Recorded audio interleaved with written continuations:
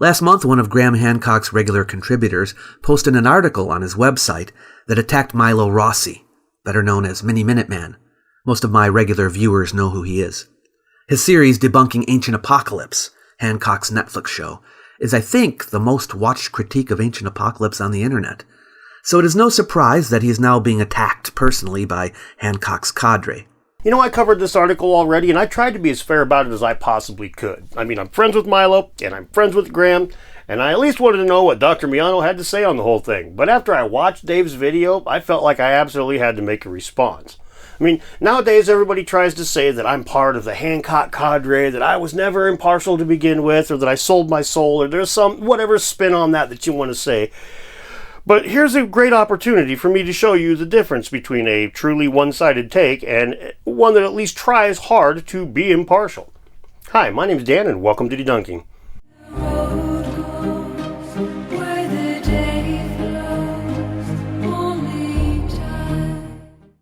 Since Skinner's article refers to me numerous times, using my words to attack Mini Minuteman, and misunderstands things that I've said, I think I ought to correct the record. Well, that makes sense. It sounds fair, right?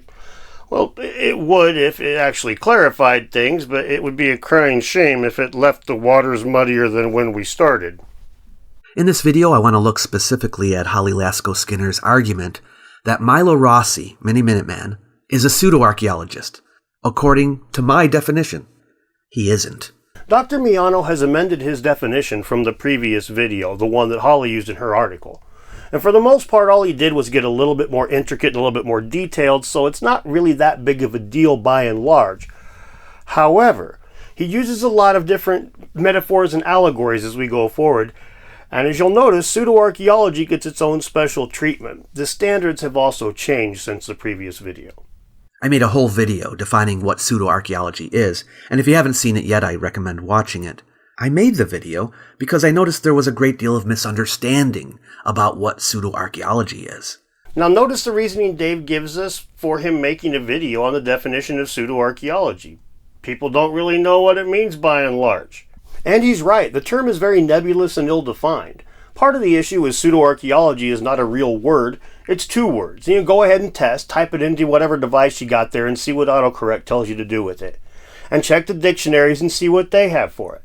You'll notice there isn't a real consensus. It's different depending on who you ask, because there is no official definition for the non-word.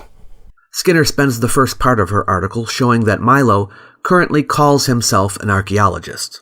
Then she refers to a live stream that I did in June of 2022, in which Milo appeared, and he said this. I don't know what to label myself as, because it make me feel like a fraud to say that I am an archaeologist when I have like a training in it. I haven't been out on a dig, so it's like, I don't want to like claim that, when in reality that title requires a lot of, research and a lot of time and investment in order to say that. So I'm just like, I'm Milo. I talk about this stuff. You guys know I've been researching it, my whole life. I'm a researcher. Yes. But like, I don't feel the need to like make up some title to try and make myself sound like I'm, I don't know, better than I am. So here Milo says that he doesn't feel comfortable calling himself an archaeologist. Skinner concludes that there's a contradiction.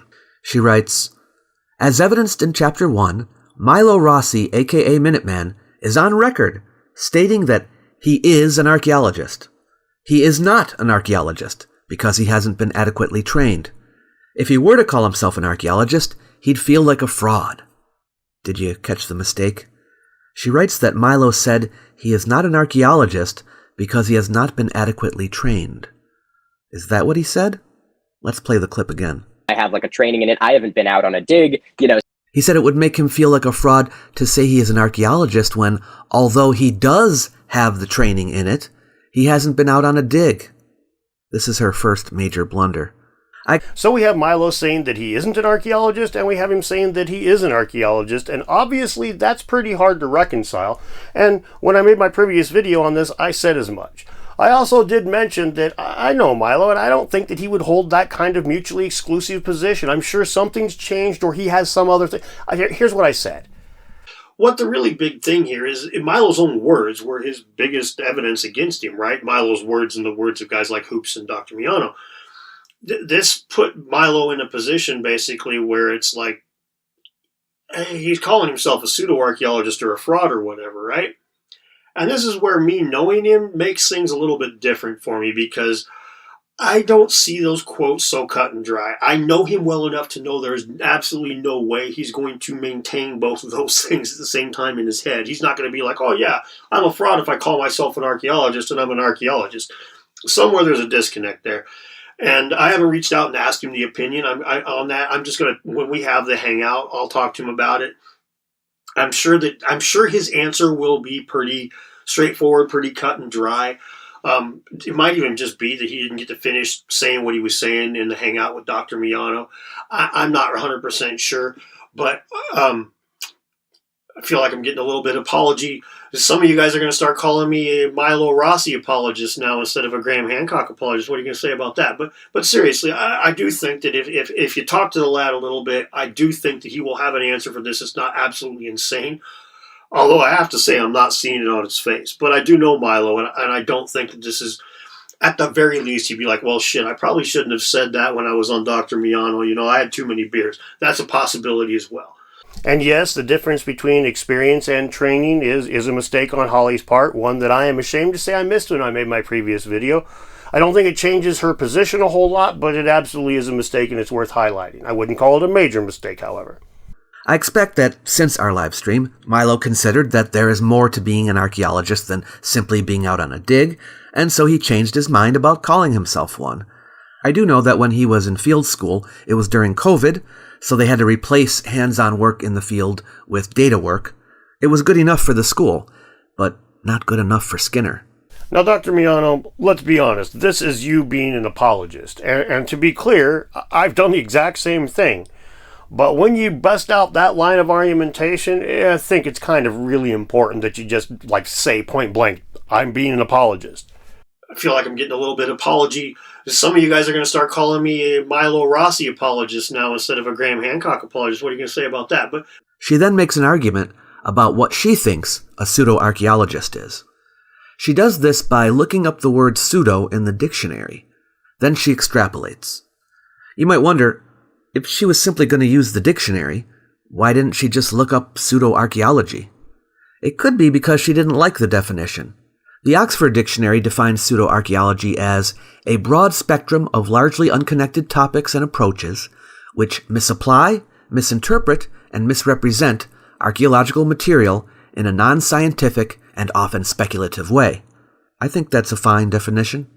Now, this is where I had to comment when I first watched this, because as previously mentioned, the definition of pseudo-archaeology is very nebulous. Dr. Miyano says he's citing the Oxford Dictionary, but he's not quite doing so. He's using the Oxford Quick Reference. It's close. It pulls this info from the Oxford Concise Archaeology Dictionary. But that is still not a dictionary proper. It is a condensed reference version of a dictionary for professional archaeologists. One can hardly expect Holly, or anyone else for that matter, to accept this definition for a non-scientific term by its inclusion in one non-dictionary. And this would be a non-issue if Dr. Miyano wasn't implying that Holly was being dishonest or somehow cultivating a narrative by not using this definition that he's calling the dictionary definition. I mean, he didn't even use that definition in his previous video. Now, I know these are a couple of years apart, but this just highlights just how vastly, just look at these two clips here. See how different his opinion is from 2 years ago to now on what pseudo-archaeology is. What exactly is pseudo-archaeology? Well, the literal meaning is fake archaeology. That is something that is not archaeology, which is masquerading as archaeology. Pseudo-archaeology has nothing to do with what someone calls themselves. It's about mimicking the practice of archaeology while violating its principles and methods. And someone is a pseudo-archaeologist if they do this commonly. And you'll notice it wasn't a definition, it was a meaning, was the terminology that he specifically used. But 2 years ago, that was a lot different than the thing that he said is just fine as a definition today. The literal meaning is fake archaeology. It's about mimicking the practice of archaeology while violating its principles and methods. Back then, the literal meaning of pseudo-archaeology was fake archaeology. Today, the definition is basically anything that uses archaeology in a manner that's unscientific. Now, these two are not mutually exclusive, but they are very much different concepts. I can use archaeological findings all day long in non-scientific manners and never once be mistaken for fake archaeology. To illustrate this point clearly, I frequently call myself a pseudo-archaeologist because I'll make armchair musings and use some archaeological evidence and put my own little stuff together, and I'll put it out into the public without doing all of the work that a real archaeologist would. That last part right there where I put it out into the public, that's the part that to me, makes myself feel like a pseudo-archaeologist. But again, this definition is a little bit on the nebulous side, isn't it? And maybe you think I'm wrong here, but the word pseudo-archaeology is derived from pseudoscience. I think we would all agree on that. And while pseudo-archaeology may be ill-defined, pseudoscience is very much clearly defined. According to Merriam-Webster, pseudoscience is a system of theories, assumptions, and methods erroneously regarded as scientific. Cambridge defines it as a system of thought or a theory that was not formed in a scientific way. Dictionary.com says basically the same thing. It's a system of unscientificness. So the whole point here is when Dr. Milo criticized Hawley for not using the definition that he brought up and calls a dictionary definition when it's not quite a dictionary definition, he's not just not being unfair. It's kind of ignorant, to be honest with you, because it's pretty clear when you look around that this definition is nebulous, and he was aware of this 2 years ago. So I think it's just kind of unfair on his part. She probably disagrees, so she made her own. Here's how she extrapolates from the word pseudo. By logical deduction, a preliminary definition of a pseudo-archaeologist is, therefore, an inauthentic, not genuine, fake archaeologist, someone who calls themselves an archaeologist when they lack adequate qualifications or training, a sham. Her first definition is inadequate because it focuses on the qualifications or training rather than on the methods, and it is the methods that determine whether someone is a pseudo-archaeologist. As far as I can tell, Dave is just making stuff up here, man. I mean, we've already established that pseudo-archaeology is a pretty ill-defined term, but we can look to pseudoscience to kind of inform that definition. And the same goes for pseudoscientist. According to Oxford Dictionary, the real Oxford Dictionary, not this quick reference version, a pseudoscientist is a person who falsely or mistakenly claims to be a scientist. Merriam-Webster just labels it a practitioner of pseudoscience, and their definition of pseudoscience is what we saw earlier, a system of theories, assumptions, and methods erroneously regarded as scientific. In other words, it can have to do with the methods, but that's not necessarily what needs to be. It's some manner of seeing the person as a fake archaeologist. Basically, what Hawley said. And you'll never guess who's going to agree with me as we go forward. Someone who calls themselves an archaeologist to make it seem like they're an authority on archaeology when they're not. Pretentious. The second one describes a mere poser or imposter, which is not what a pseudo-archaeologist is. What? No, man. That is what a pseudo-archaeologist is. A pseudo-archaeologist is someone who is doing fake archaeology or is perceived as having archaeological credentials or the ability to do archaeology when they do not. That would be a pseudo-archaeologist, just like a pseudoscientist would be somebody who practices fake science or is viewed as being able to do science when they cannot, or a pseudo-intellectual would be somebody who is viewed as being an intellectual when they are not, or who poses as an intellectual. A big, fat, freaking liar or a poser. That's what a pseudo person would be, right? It's one of those two things, either a poser or a liar or somebody who the media just decided the world unanimously looks at as that way. One of these three things, some manner of them being viewed as this thing when they are not. That is what it takes for it to be a pseudo. I can't believe I have to hammer away at this so hard. But I'll continue. Now, for example, in South Africa, a man is being prosecuted for faking to have various roles in the Gothenburg Medical Department. The official South African government page says the Gothenburg Department of Health today opened a case of impersonating a medical doctor at the Brixton police station in Brixton following reports of a so-called Dr. Matthew Lani, who had assumed various pseudo-medical roles, falsely presenting himself as an employee of the department. But that's just some stupid government department in another continent. We're talking about Milo. Let's see what Milo Rossi would have to say. This episode also starts with one of my favorite quotes from the entire series, where Graham Hancock, beginning the episode with his usual punch at archaeology, says, "I am no more a pseudoscientist than a dolphin is a pseudo-fish." Now, that's a sentence that is so profoundly confusing that I actually had to spend several minutes trying to decipher it with my friend. That means that if he is a pseudoscientist, then a dolphin is also a pseudo-fish. How would you define a pseudo-fish? What's the definition of just pseudo? Not genuine, serious, or a sham. So a sham fish. Okay. He is no more a fake scientist than a dolphin is a fake fish. And lo and behold, a dolphin is a fake fish. Yeah, that would be me using Milo's words to address Dave's words to address Holly's words that use Dave's words to address Milo's words. As I said, Dr. Miyano is not really clearing anything up here. He's making things a lot more complicated. The generally accepted upon definition of being fake or a poser, that one's gone out the window now and here, because he's going to lose this whole little argument if he doesn't bust that one out. And if he's going to defend Milo properly here, he can't, for some reason, just say, "Hey, I'm being an apologist now, guys, bear with me." Oh, no. He's got to pretend that definitions are now... The opposite of a real archaeologist, who possesses the title archaeologist because they not only possess adequate qualifications or training, but also follow the scientific method that the discipline prescribes. The third one comes closest to getting it right, because it at least includes the method, but it puts too much emphasis on the title. Again, this distinction is ill-defined. He's saying, a pseudo-archaeologist is someone who does archaeology wrong, but a couple of years ago he said this. What exactly is pseudo-archaeology? Well, the literal meaning is fake archaeology.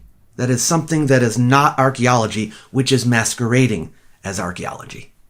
Now, as I've shown by now, this definition is really so nebulous that these attempts by Dr. Miyano to corral these ideas into one little thing to protect Milo from this criticism is really pretty laughable.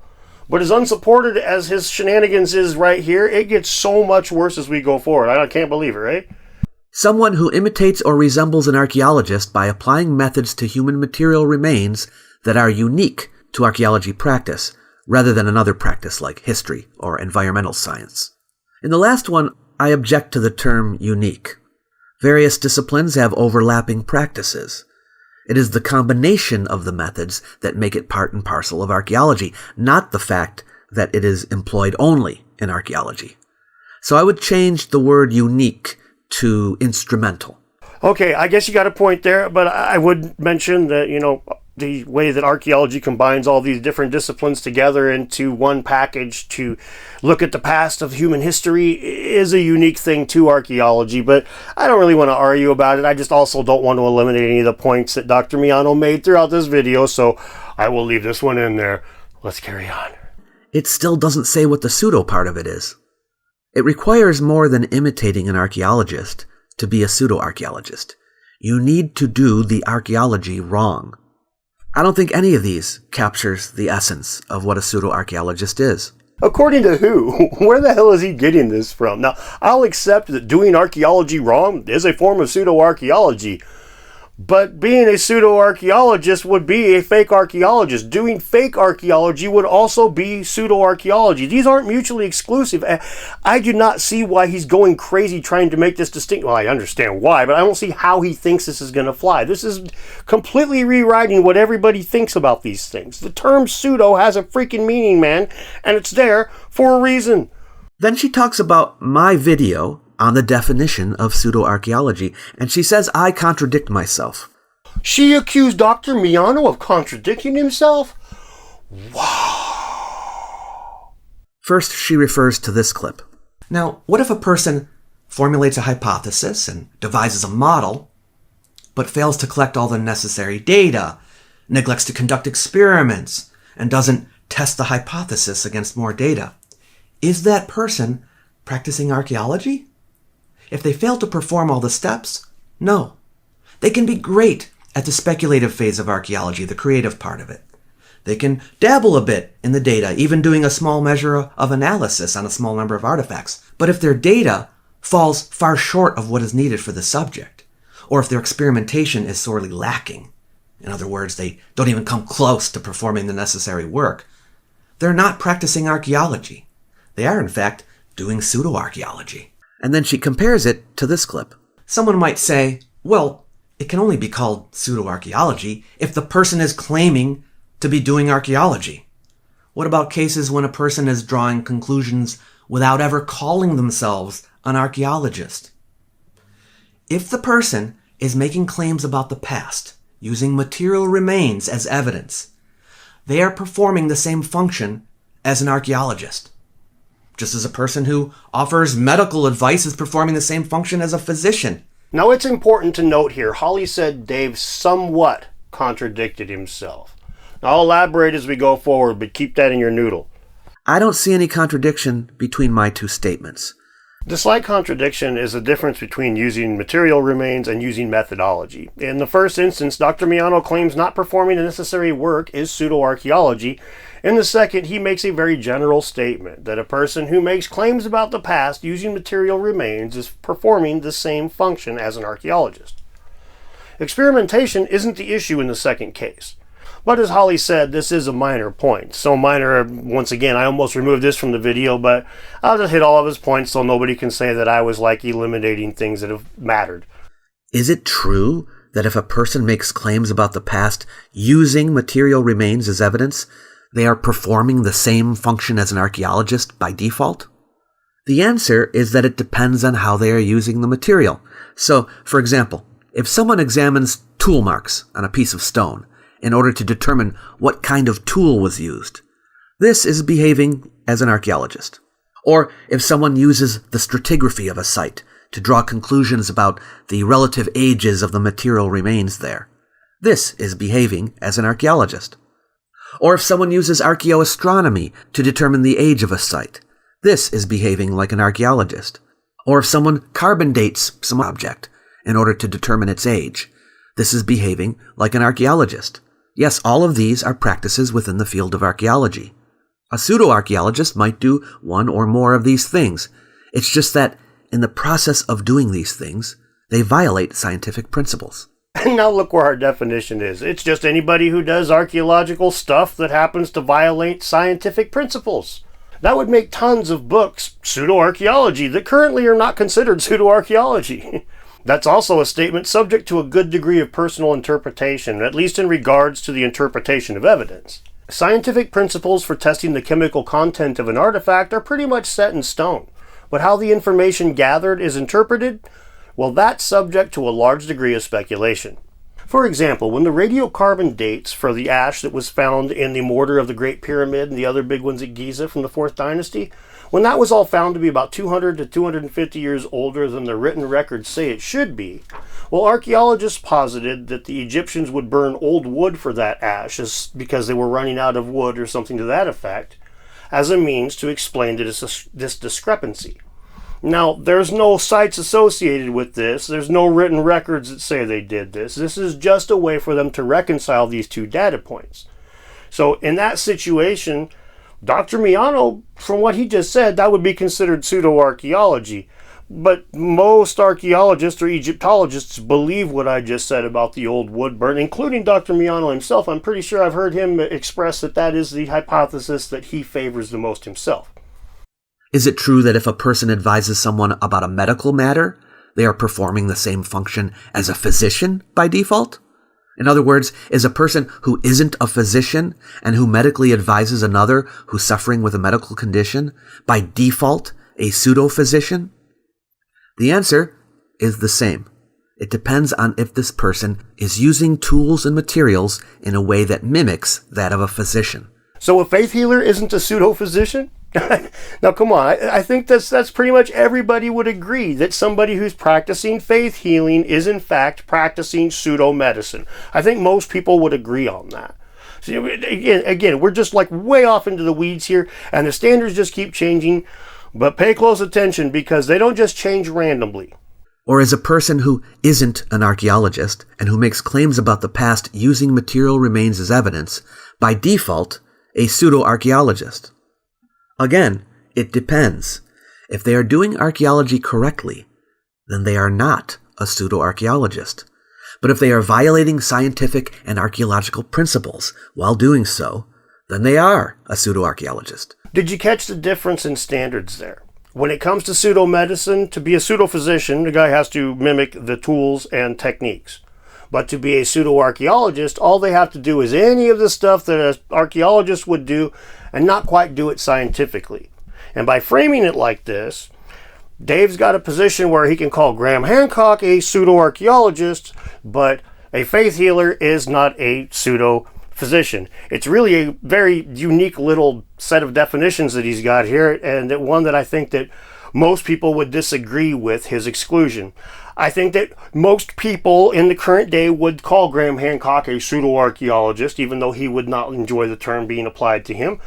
But I also think nobody would say that somebody who is a faith healer is not a pseudo-physician. But Dave would. Dave would. Remember what I said in the clip above.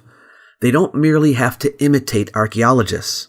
In my example, I said they also fail to collect all the necessary data, neglect to conduct experiments, and test the hypothesis against more data. Right? A pseudo-archaeologist only imitates an archaeologist on the surface. They don't actually do the archaeological work properly. Now again, this would make somebody who's an imposter with no credentials not a pseudo-archaeologist, according to his standards. And I think that we all know that that's not the case, that pseudo-archaeologists are not just people who talk about Atlantis, but it would also be somebody who would fake being an archaeologist. I mean, come on, that's literally the definition of pseudo. It's so clear at this point that Dave is trying hard to make this definition an ideological tool and not a proper definition. His old video was more focused on a proper definition. This one is kind of doing this dance to make sure that Milo doesn't have to be called a pseudoscientist. Just say it, man. I don't think Milo's a pseudo-archaeologist. Just say it. My reason is because I know Milo, and I'll just be flat out open about it. I'll be an apologist. I don't think that he believes both of those things. I don't think he's so stupid that he would hold two mutually exclusive positions like that. Just fucking say it, man. Don't have to dance around and change definitions. That's just dishonest. Of course not, because the prefix pseudo is more nuanced than that, and so are the definitions of archaeologist and physician. You see, the problem here is that she is continuing to use a stipulative definition of pseudo-archaeology, discarding the commonly accepted meaning in favor of an altered use. No, that would be you, Dave. Is a faith healer a pseudo-physician? How about a vigilante court? Is that a pseudo-court? You can shift these definitions all over the place that you want, but it doesn't help make your case. All it does is make it pretty clear what's going on here. If a person calls themselves a physician or pretends to be one when they're not, then they're no doubt a pseudo-physician because they've not been trained to follow the methods and processes undertaken by qualified physicians, and they're deceiving the person that they're advising. No, this is not what a pseudo-physician is. And this is strange because I gave an example in the video of a pseudo-surgeon, and it is very clear that it has nothing to do with what the person calls themselves. It has to do with their methods only. If the person attempts to treat someone medically, and they use the wrong methods, only then are they a pseudo-physician. Again, this attempt to corral the definition is unsupported. A pseudo-professional is someone who fakes their credentials in a profession. A pseudo-profession would be a profession that tricks people into thinking that it's a real profession when it's not. The definition of pseudo-physician would cover practitioners of homeopathy and faith healing, as well as people who fake their credentials to work at a hospital.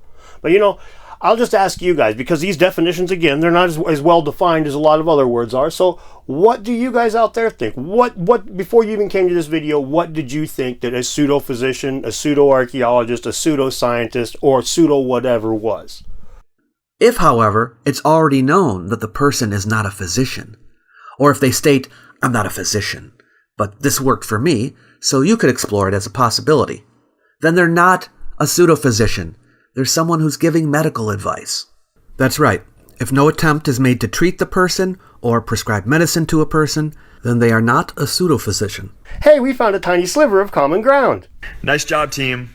In a similar vein, the scientific method that Dr. Milo states archaeologists must abide by to practice archaeology rather than pseudo-archaeology, formulating a hypothesis, devising a model, collecting data, conducting experiments, and testing the hypothesis with more data, is not the same function as interpreting the past by using results obtained by archaeologists. On this, she is correct. Simply relaying to someone else what archaeologists have already found is not engaging in pseudo-archaeology. But I would add that the interpretation of archaeological data is part of the profession of archaeology. And if one dismisses the interpretation of archaeologists in favor of their own interpretation, which ignores the archaeological method for interpreting data in favor of a personal method for doing so, this could be construed as pseudo-archaeology. For example, if archaeologists provide a set of carbon dates, and someone else picks and chooses which carbon dates they wish to believe and dismisses other ones, not based on scientific method, but on personal wishes, this person is engaging in pseudo-archaeology and pseudoscience. Remember the Egyptian pyramid carbon dating I mentioned? There's no archaeological method involved in the old wood was burnt hypothesis. It's just posited out of nowhere without a site or a precedent. Now, by Dr. Miano's standards, it would be pseudo-archaeology, as I said earlier.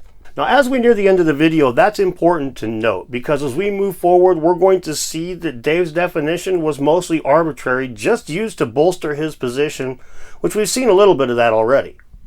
She continues, as explored earlier, interpretation of the past without scientific experimentation is an art, humanity, or social science, and can be undertaken by historians or journalists, as well as archaeologists. Historians interpret the past more often than the present, whereas journalists interpret the present more often than the past. Dr. Miano, who possesses the title ancient historian, is qualified to interpret the past for this very reason. According to his logic, he'd be a pseudo-archaeologist otherwise. I generally do not interpret archaeological data. I allow the archaeologists to do that, because they know what they're doing. I simply relay what they have found to others. Have there been instances where I disagree with archaeologists over an archaeological matter? I don't think so. There have been instances where I favor one interpretation over another when the jury is still out, but I have never said I know more than archaeologists about archaeology. If I did disagree with archaeologists, and I violated archaeological principles to come up with an interpretation different from theirs, then yes, you could say I was doing pseudo-archaeology. Disagreeing with the archaeological consensus makes one a pseudo-archaeologist, really? So, when they challenged Clovis first, was Jacques Mars and Tom Dillahay practicing pseudo-archaeology? They were accused of it, though, weren't they? But they weren't practicing it, were they? Now, this is where Dave's video is particularly troubling to me, because it's basically allowing others to think for you if they have a few credentials. And now, to be clear, I'm not going to argue with an archaeologist when he tells me a carbon date comes from 4800 BC. I will question unfounded assertions made to prop up narratives, like the old wood burn hypothesis in Egypt I mentioned a couple times earlier. And if that makes me a pseudo-archaeologist, then I'm even prouder to wear that label than I was when I started this video. She continues, logic follows that if a person doesn't claim to or attempt to obtain results from human material remains, which is exclusively the job of an archaeologist, and instead claims to interpret the past by using results obtained by archaeologists, they're not practicing fake archaeology, but something else, and the label pseudo-archaeologist should not apply. That doesn't follow my logic. If a person uses pseudo-archaeological methods, they are not practicing something else. They are practicing pseudo-archaeology. At this point, Dr. Miano is defining pseudo-archaeology with the word pseudo-archaeology. Listen. And the label pseudo-archaeologist should not apply. That doesn't follow my logic. If a person uses pseudo-archaeological methods, they are not practicing something else. They are practicing pseudo-archaeology. Hey, what's impartially mean? Oh, that's when you're impartial about something. Okay, thanks. And as I said, this just gets worse as we go on. Now she attempts to apply her logic to Mini Minuteman by clipping this statement of mine. If a person reaches a conclusion that is in harmony with the mainstream consensus of history, but doesn't engage in the process scientifically, that person is doing pseudo-archaeology. The word pseudo-archaeology has nothing to do with whether a theory is correct. It's not the what that matters, it's the how. And so, measuring an object poorly or incompletely, failing to take into account all the evidence on the subject, and drawing far-reaching conclusions from it is pseudo-archaeology. She then gives the example of Milo's video on the Baghdad battery, and then shows how archaeologist Dr. Brad Hafford corrected him on a few points. She draws this conclusion. In other words, Rossi assessed the artifacts poorly and failed to take all of the necessary information on the topic into account, thus creating a confusion of information and an incomplete and inaccurate analysis of the topic. Such is Dr. Miano's statement about what constitutes pseudo-archaeology. Holly should think about what she is saying a little bit more. Does she really believe that archaeologists cannot make errors? Or if they do, they are no longer an archaeologist, but a pseudo-archaeologist? Or is she merely saying that I think that? Well, I don't think that. Well, there's that whole apologist thing happening again. You should probably just own that, Dr. Miano. But whatever, he didn't want to. So anyway, I'm just going to put the spotlight on the whole definition thing really quickly here, in case you haven't caught it yet. He only allows the term pseudo-archaeologist to apply to people who aren't on his team, people who he doesn't perceive to be on his team. But if you're part of the Hancock cadre, well, now the label absolutely will apply to you, and this is done very arbitrarily. Again, you probably have already noticed this, but if not, I definitely want to put the spotlight right on that so you can see what to look for as we go forward. To use myself as an example, I am behaving as a historian when I do history by using the historical method. I am behaving as a pseudo-historian when I do history by violating the historical method. In fact, someone can rightly say, "You are doing pseudo-history" in that instance. They wouldn't really call me a pseudo-historian, though, unless this was what I commonly do. Similarly, I wouldn't call someone a pseudo-archaeologist unless they commonly practiced pseudo-archaeology. Now, we keep seeing distinctions made in definitions that were not made in Dave's original video, and they seem to all be made to protect Milo. And here's another one right here. And while I don't personally think Milo is a pseudo-archaeologist, I do think that this is a crap excuse.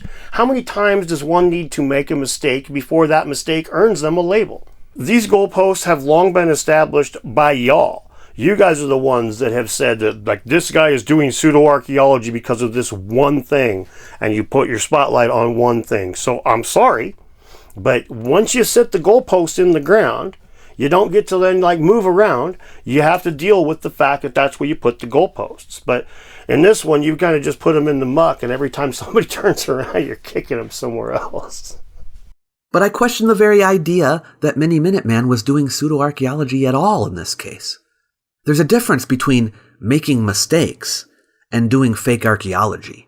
Nevertheless, Skinner tries to make it seem that way.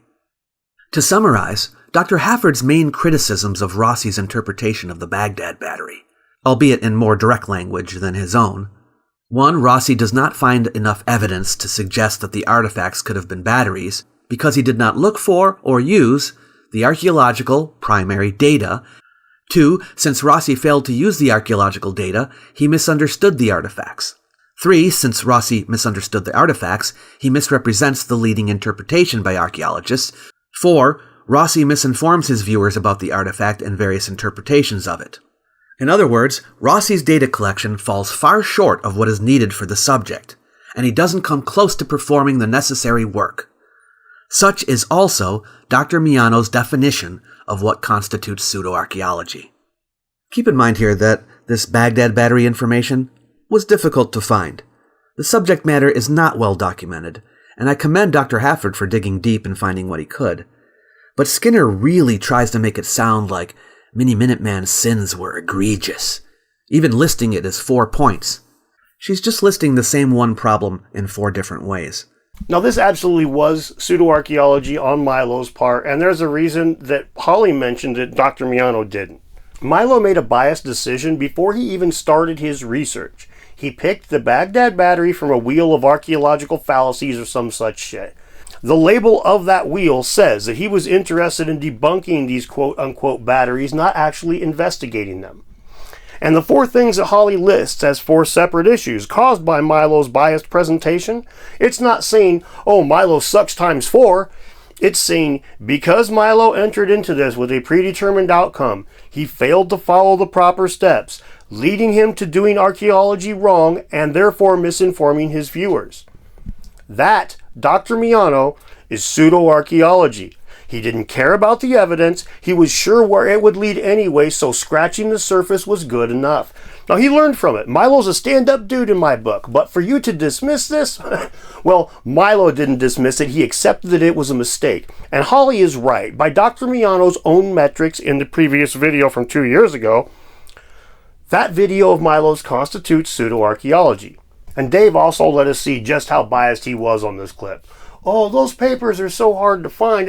You can't really blame it. No. That's not an excuse for my GED wielding ass, not for your PhD wielding ass, and not for Milo's I've got more subscribers than Mahatma Gandhi's wielding ass, all right? You do not get to blame the third page of Google when you don't click on it. You have to blame your own biases. But in none of this did he actually practice pseudo-archaeology.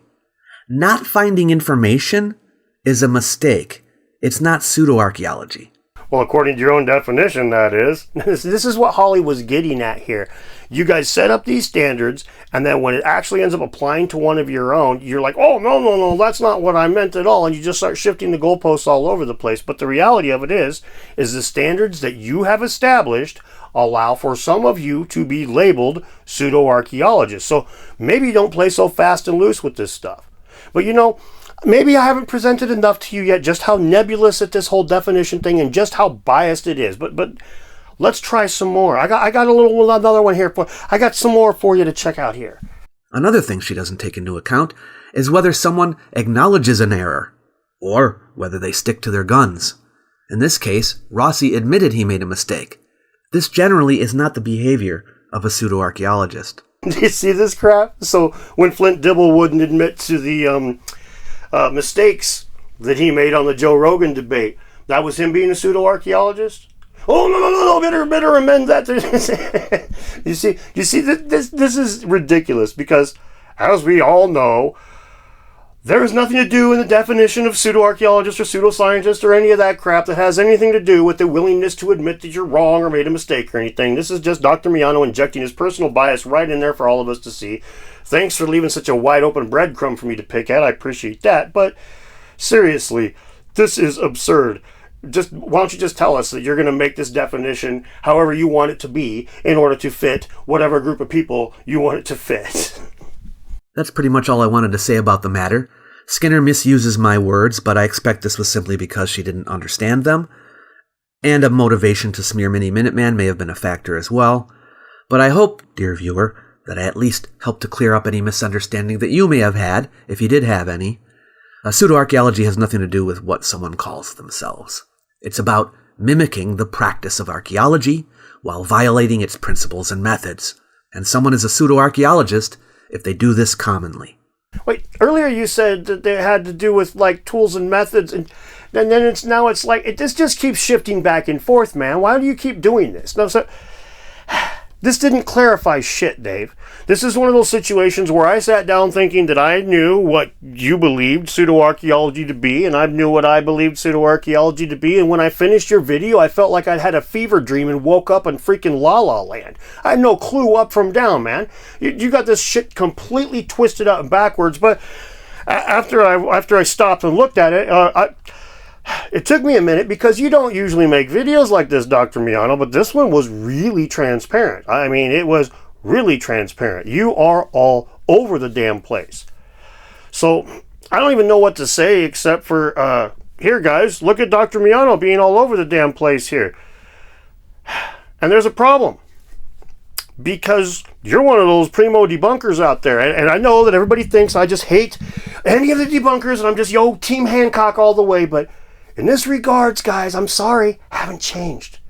I still think that debunkers bring a very valuable thing to this community. The discernment of truth from fiction is paramount.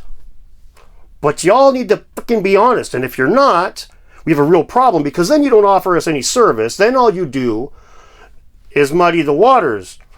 by doing things like, I don't know, pissing all over a definition that we kind of had nailed down a little bit, and then you turn it into the, and we're all confused by it, and at the end of it, you're going to have debates in your own community over what does and doesn't constitute pseudo-archaeology, just using your words.